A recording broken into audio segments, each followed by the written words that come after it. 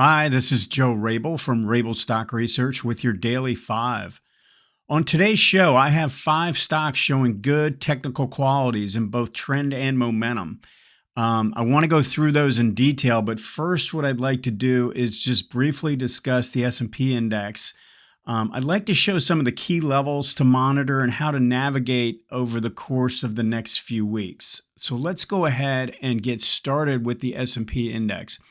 And what I like to do, I have multiple charts up because I have different time frames. I want to show where support is coming in on the bigger time frames and where resistance is coming in as we move down in the time frames. So let's just start with the monthly chart here real quick. We came down and found support at the 18 and the 40-month moving average, which were coming together and turning up. This market also found support in the MACD, pulling back towards its signal line. It's at a very critical point right here. Needs to turn up and lift off this line, I think, if we're going to keep seeing continued improvement like we've seen over the last week or so. But we had 3 months down, okay, and we're close to kind of turning back up. I think getting back above next month's or last month's high would be pretty important, especially if the MACD stays above the signal line. In either case, I think we could push up into these highs, but I don't know that we're ready to just take off like a rocket ship. And one of the reasons why I say that is when we start to look at what's going on the weekly chart, I can see that we've had a pretty nice move to the upside, which had decent momentum characteristics behind it. And now we've gone through this corrective pattern and the MACD is back down to the zero line. So we don't have a lot of strength in the sellers. So it makes sense that we're getting some kind of a rally here because we got very oversold and we came back again to the support level from both those moving averages and where we originally broke out from earlier in the year. But if you see what happened, we've rallied up to underneath the 18-week line, which is sort of rolled over. And we do have this price resistance up around 4,500, which has been a problem if we go back over time. It's a recurring area, which tends to have a little bit more validity to it when you look at it that way. So we've got that. So what we have, when you think about it, is we have underlying support from the monthly moving averages, and we have resistance overhead from the weekly moving averages. It's just a tough situation here. I think people got a little too bearish near the lows here, and we're getting a move off the bottom.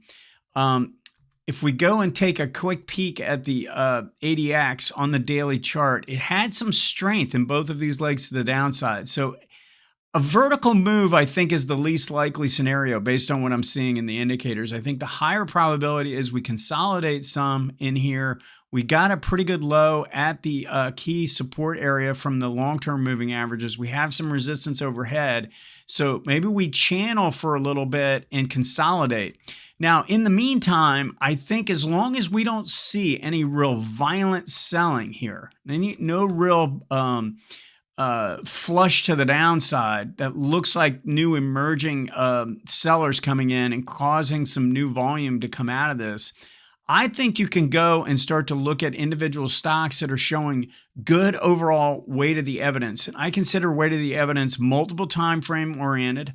I think you have to have momentum on multiple time frames as well. And I want to see the relative strength showing signs of improvement in addition to that. So let's just start as we go through. And I'm going to start with ServiceNow. This is in the software area, which I think is showing a lot of strength recently after having a terrible year in 2022. It's cupped around and shown improvement as a group, as a part of this technology sector. I think the software area is showing a lot of new emerging patterns. Look at how the relative strength has been all year long. Now, what I like about this most recently is this recent sideways consolidation. The MACD is kind of working off the overbought condition. We're showing no real signs of selling strength.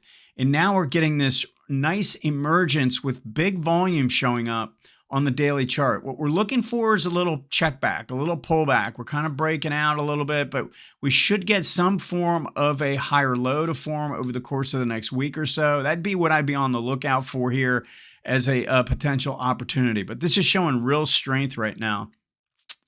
Look at what happened to DraftKings. So this is in the consumer discretionary area that looks like it's trying to turn the corner after having a really rough period here over the last few months. So we've got this weekly chart that was clearly turning around. We can see this big cupping pattern that has developed. And then we went through, again, another kind of an ABC corrective pattern where the MACD came down closer to the zero line. But look at the strength on the buy side. This ADX is showing the buyers have held up all throughout. The sellers were not able to take over anything during the corrective pattern. And then we get the break through the downtrend line on the weekly chart. So this is another stock, and I think we'll get these opportunities based on what's taking place in the overall market. When you look at the indices, we should have an opportunity to look for pullbacks. But look at the volume coming into this. I mean, this is a recurring pattern. Look at how I want to point this out as well. Look at how this has nice emerging relative strength. It had been turning down, and now it's starting to turn up. This black line is showing the outperformance of, when it's going up, it's showing outperformance relative to the S&P.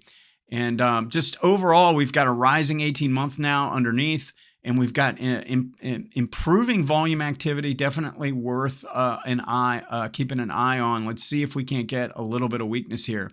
Now, gold is taking a little bit of a hit this morning, but I think this is a stock to keep an eye on. Gold, generally speaking, is trying to turn the corner, but it hasn't done anything specific. It needs to get through the 2,000 mark when you look at the gold itself, but I'd like to see this get back up through 550 to the upside. If this KGC, this is a smaller cap name, but showing really a nice pattern, a nice turn developing. We're holding the 18-month line. We've got low ADX in place on both the monthly and the weekly, and we're starting to see new emerging strength showing up here. I just want a little bit more confirmation now, getting back above this key area around 550, especially because that's the 40-month moving average as well. So we want to get through that. I think if we can do that, especially with a little bit of confirmation with the gold getting through 2,000, then I think we have something that's worthwhile. Okay, let's look at another technology stock, but in the semiconductor area. This stock has been an underperformer when you look at the semis. It really hasn't done much. We've had a lot of the AI stocks, really the ones that have kicked in and made big moves.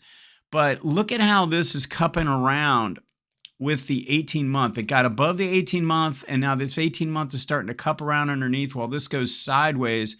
MACD crossing above the zero line.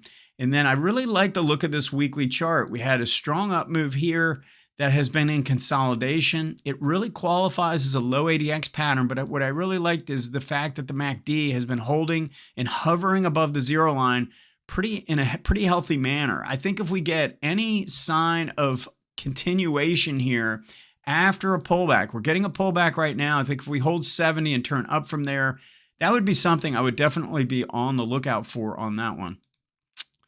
Finally, I want to talk about a REIT. The REITs have gotten pummeled. They've gotten really hit hard to the downside. So what I like to do when I see every stock in the large cap universe of the REITs has broken down and turned its trend to the downside, which essentially I keep track of 0% of those are in an uptrend. Okay. What I want to do is go look at the broader list and see which ones did not break down during the bear market. So that group is having a bear market, and we want to find the stocks in the group, in the sector that did not break down. So this is one that qualifies. It never really broke its 18-month during the course of this year. It's held its ground, and now we've got a low ADX condition here and a low ADX condition here. We're starting to emerge out of that.